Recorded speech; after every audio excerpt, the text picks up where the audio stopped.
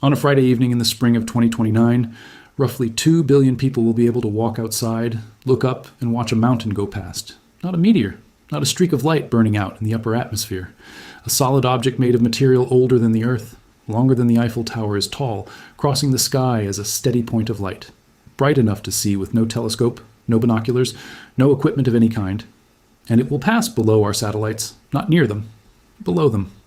The ring of geostationary spacecraft that carries much of the world's television, weather imaging, and long-distance communication sits about 35,800 kilometers above the equator. This asteroid will thread the gap between that ring and the ground, closing to roughly 31,600 kilometers above the surface at its nearest point. For a few hours, one of the largest objects ever tracked on a close approach will be inside the orbit of our own machines. The date is April 13th, 2029. It falls on a Friday. The asteroid is named after a god of chaos. The strangest part of this story is not the flyby itself. It is that we have known this date for more than 20 years, and that for a stretch of days in December of 2004, a small number of astronomers sat with the arithmetic in front of them and could not rule out that the rock was going to hit us. This is the story of how that happened, how it was undone, and why 3 separate spacecraft are now being built to be waiting when it arrives. Start with the object. Its formal designation is 99,942 Apophis. Radar has shown it to be elongated and lumpy, something like a peanut, 2 lobes joined at a narrow waist. Its longest axis runs to about 450 meters. Its mean diameter comes out somewhere between 340 and 375 meters, depending on whose measurement you take, which tells you how hard it is to size a dark object from tens of millions of kilometers away. It is a leftover, not a fragment of a shattered planet, not a piece of anything that ever melted. It is raw construction material from the early solar system that never got used, still circling the sun on a path that takes about 324 days to complete. Its year is shorter than ours. It belongs to a family of asteroids called the Attens, objects whose orbits sit mostly inside Earth's and which cross our path from the inside. Hold on to that last detail. It is going to change. On the night of June 19th, 2004, 3 astronomers were working at Kitt Peak National Observatory in Arizona. Roy Tucker, David Tholen, and Fabrizio Bernardi were using a telescope with a mirror 90 inches across, an instrument that had never been used to hunt asteroids before. They found a moving point of light, recognized immediately that it was worth a second look, and observed it again the following night. Then they lost it. The reasons were mundane. Telescope time was scheduled for other people. The weather closed in. The moon rose bright enough to wash out the field, and by the time the moon was out of the way, the object had drifted too close to the sun in the sky to be observed at all. 2 nights of data, and then nothing. Here is why that matters. An asteroid observed for 2 nights is not really discovered, it is noticed. 2 nights of positions give you a short arc, and from a short arc you can fit an enormous family of possible orbits, all of them consistent with what you saw, most of them wildly different a few years out. The object gets a provisional designation, in this case 2004 MN4, and it goes into the file as a loose end. It stayed a loose end for 6 months. On December 18, 2004, Gordon Garrod was observing from Siding Spring in Australia when he picked up a moving object and reported it. 2 days later, the Minor Planet Center announced a new, potentially hazardous asteroid. Then the follow-up work showed something uncomfortable. This was not a new object. It was the loose end from June, and now there were positions from both ends of a 6-month gap. That is the moment the orbit sharpened and the arithmetic turned ugly. Within 2 days, the automated monitoring systems that watch for exactly this flagged what they call a virtual impactor, a possible orbit inside the still allowed range that intersects the Earth. The date it kept returning was April 13th, 2029. As observations came in over the following week, that possibility did not shrink. It grew. The impact probability climbed past 1%, then past 2%. It peaked at about 2.7%, roughly 1 chance in 37. To communicate this kind of thing publicly, astronomers use the Torino scale, a rating from 0 to 10 designed, so a single number can carry meaning without a physics degree behind it. 0 means no hazard worth mentioning. The middle of the scale means a close encounter with a real chance of an impact capable of regional devastation. On December 27, 2004, this asteroid was rated level 4. That remains the highest rating any object has ever received, before or since. Nothing has come close in the 20 years afterward. And almost nobody noticed. The day before, on December 26th, an earthquake off the coast of Sumatra had generated the tsunami that swept the Indian Ocean and killed more than 200,000 people. A news cycle consumed by a disaster that had already happened had very little room for a probability about a disaster that might happen 25 years later. So the highest asteroid alert in history came and went in the middle of Christmas week, tracked closely by a few dozen specialists and largely by nobody else. 2.7% sounds small until you run it the other way. If a doctor told you there was a 1 in 37 chance you had a serious illness, you would not be relaxed. You would be at the hospital. And what was being estimated was the arrival of a 450-meter object at cosmic speed on a specific afternoon at a place nobody could yet name. What broke the tension was not a spacecraft. It was a filing cabinet. On the same day the rating peaked, the Spacewatch survey reported pre-covery observations, images taken in March of 2004, months before the discovery, in which the asteroid had been sitting in the frame all along. Nobody had been looking for it, so nobody had seen it. Once those positions were folded in, the observation arc stretched from a few weeks to 9 months, and the range of possible orbits collapsed. The 2029 impact went to 0. Nobody deflected anything. Nobody launched anything. The most dangerous asteroid ever catalogued was made safe by people going back through old photographs and finding a smudge that had been there all along. In January of 2005, the Arecibo Observatory in Puerto Rico bounced radar off it, pinning its distance and velocity far more precisely than optical images ever could. More radar followed in August, and again in 2006, tightening the orbit each time. In July of 2005, the discoverers gave it a name. They chose Apophis, the Greek form of Apep, the serpent of ancient Egyptian belief who lived in the darkness beyond the world and tried each night to swallow the sun as it passed through the underworld. Chaos, as a permanent, patient force, held off but never destroyed. There was a second reason, which the discoverers have been open about. Tholen and Tucker were fans of the science fiction series Stargate, whose longest-running villain carried the same name. The mythology gave them cover. The television show gave them the idea. There is a neatness in the choice that probably was not intended. The name is the Greek form of an Egyptian one, a single thing carrying two identities. In 2029, this asteroid changes identity too. But before that, we have to deal with the part of this story most people never hear, and the most interesting idea in planetary defense. Ruling out an impact in 2029 did not rule out an impact. Here's the problem. When an asteroid passes this close to a planet, the planet's gravity bends its path. The amount of bending depends on exactly where the asteroid passes and how fast. Closer in, the trajectory gets whipped around more sharply. Farther out, it barely notices. So the flyby acts like a lens. Every point in that approach region maps onto a slightly different outbound orbit. Now think about what that means over the following decades. Somewhere in that region, there are specific spots, small ones, where the bending is just right to put the asteroid onto a new orbital period that brings it back to the same place as the Earth on some future date. Pass through that spot, and you have not just been deflected. You have been aimed. Astronomers call those spots keyholes. A keyhole is a target you do not want to hit.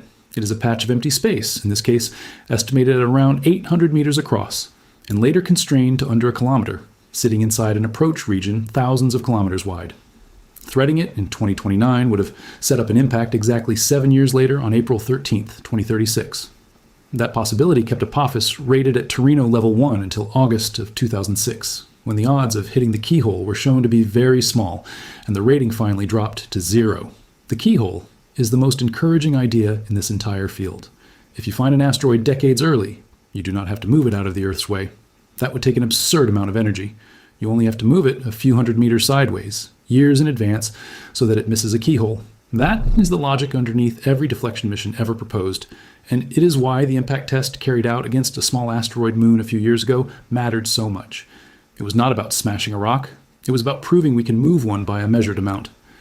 By January of 2013, radar from Goldstone in California caught Apophis during a distant pass and effectively erased the 2036 impact as well, dropping the odds below 1 in a million, which left one date, 2068.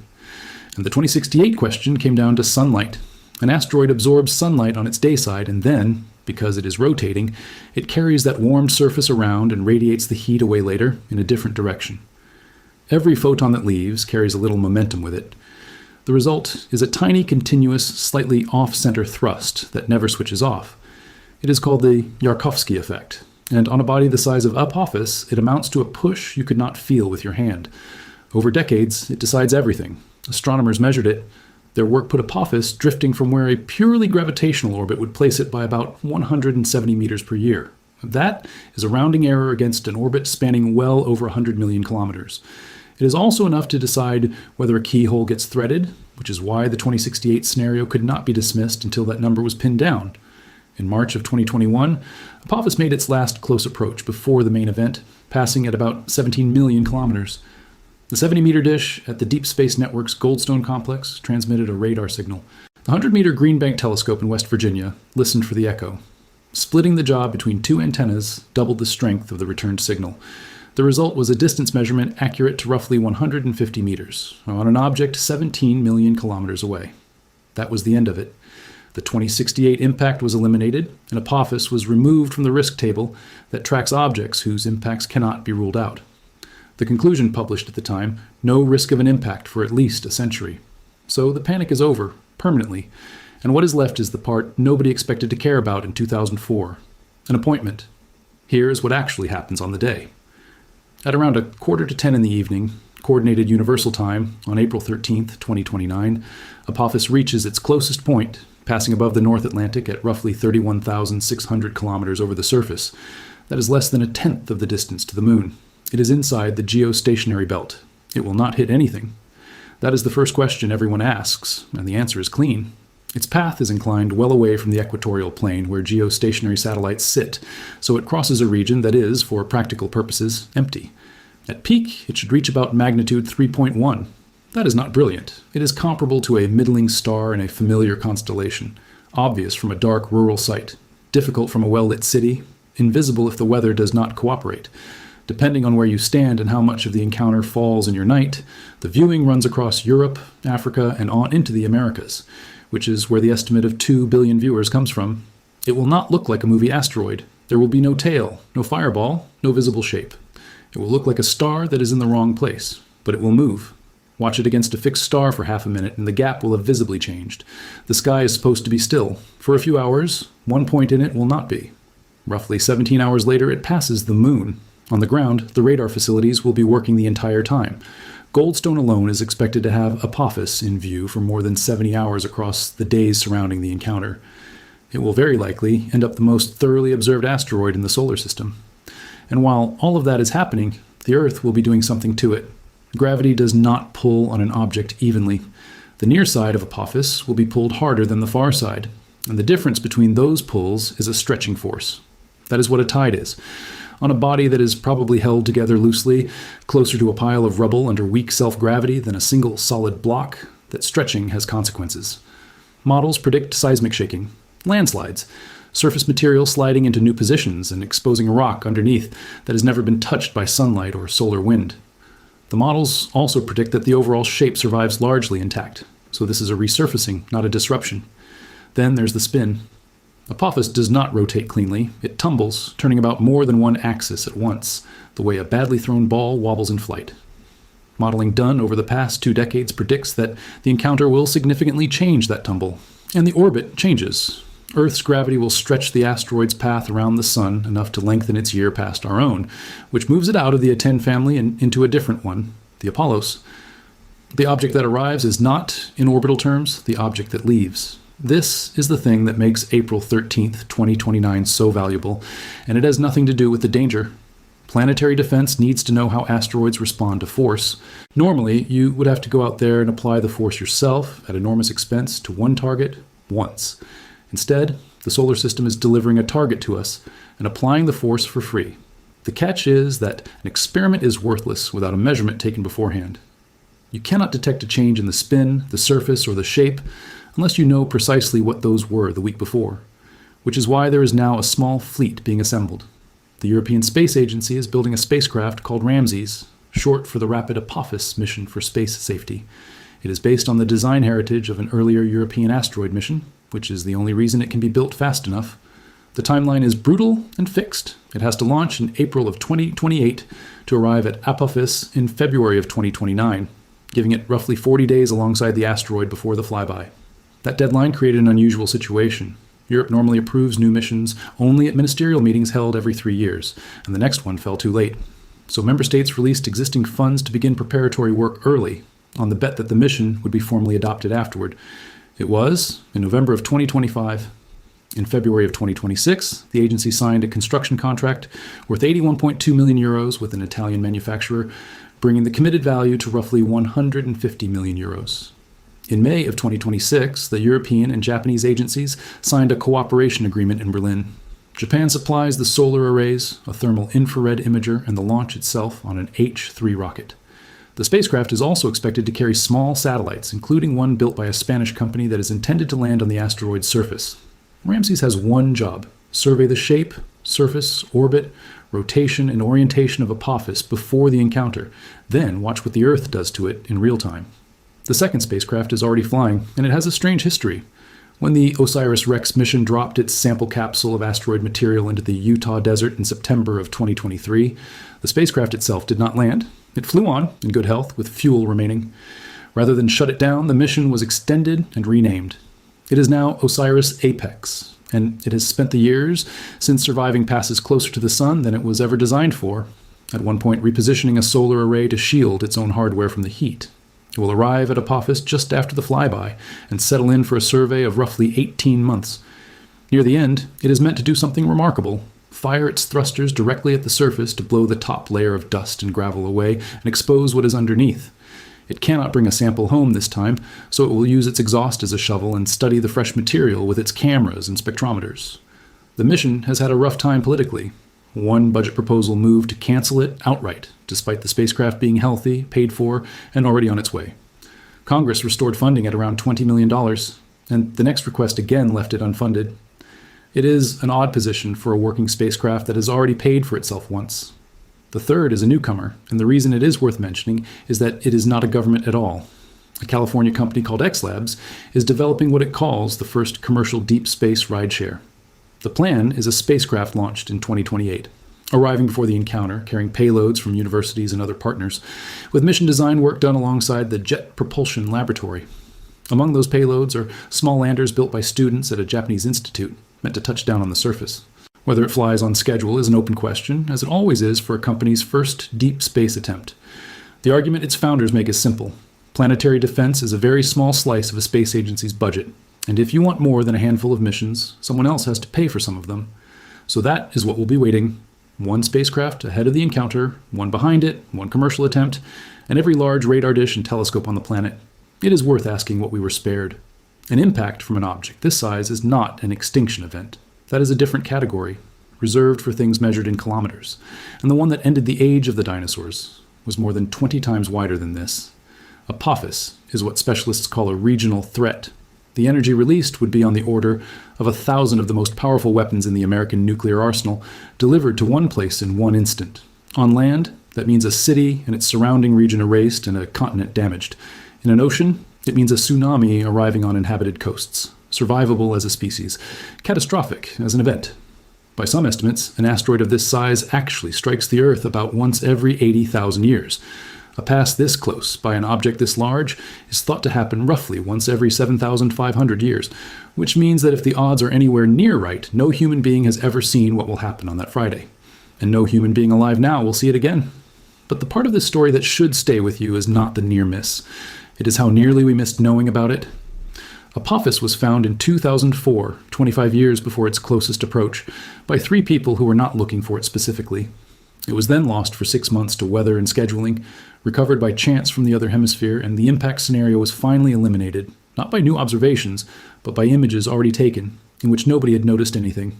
Meanwhile, the catalog remains incomplete. In 2005, the United States Congress directed NASA to find at least 90% of near-Earth objects 140 meters across and larger, which is roughly the size at which an impact can destroy a city. The deadline was 2020. 20 years on, somewhere in the region of 44% have been found. The reason is not carelessness. These objects are dark, small, and best seen in infrared, which is difficult through the atmosphere. That is the gap an infrared space telescope named NEO Surveyor is being built to close.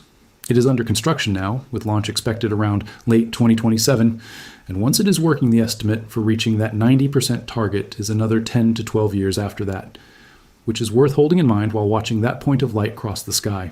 This one is accounted for. We know where it will be to within a few kilometers, decades in advance, and 3 spacecraft will be there to meet it. That took 2 decades of unglamorous work by people whose names are attached to nothing famous. The ones we should think about are the ones still uncatalogued. So, April 13th, 2029, a Friday, Late evening in Europe and Africa, afternoon and evening across the Atlantic. You will not need equipment. You will need a clear sky, a spot away from streetlights, and the patience to find a star that is not behaving like one. It will be faint and unremarkable to look at, and it will be a 450-meter object older than this planet, passing beneath the satellites we built, close enough to be stretched and reshaped by our gravity on the way through. 25 years of watching for a few hours of sky. If this is the kind of thing you want more of, subscribe, and I will see you on the next one.